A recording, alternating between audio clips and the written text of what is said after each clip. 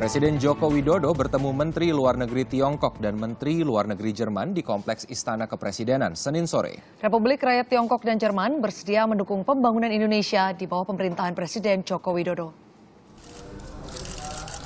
Senin sore Presiden Joko Widodo menerima Menteri Luar Negeri Republik Rakyat Tiongkok Wang Yi di Istana Merdeka, Jakarta Pusat. Pertemuan membahas kerjasama terkait pemenuhan kebutuhan infrastruktur di Indonesia, seperti pembangkit tenaga listrik dan pengembangan sektor maritim. Misalnya kayak Asahan, di Swiss untuk bisa keluar sehingga bisa memenuhi kebutuhan tidak hanya di zona industri tapi juga untuk kebutuhan masyarakat.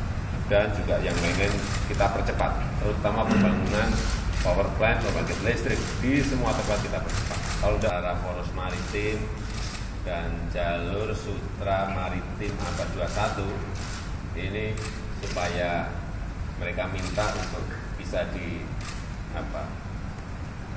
dilingkan gitu. Dan saya kira prinsipnya asal kepentingan nasional kita juga terjaga, kemudian keuntungan untuk negara dan rakyat juga ada, saya kira kita terbuka. Kehadiran Menlu Republik Rakyat Tiongkok sekaligus pengundang Indonesia dalam forum APEC yang akan berlangsung di Beijing tanggal 10 hingga 11 November mendatang. Sebelumnya pada Senin siang, Presiden Joko Widodo menerima kedatangan Menteri Luar Negeri Jerman Frank-Walter Steinmeier di Istana Merdeka, Jakarta Pusat. Dalam pertemuan singkat tersebut, Presiden meminta dukungan Jerman untuk membantu pembangunan Indonesia 5 tahun ke depan.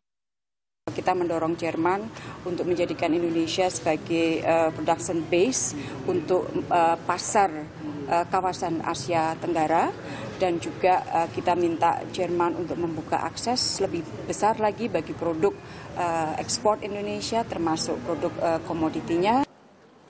Program Tol Laut usulan Presiden Joko Widodo merupakan salah satu agenda di bidang maritim yang dibahas dalam kerjasama tersebut.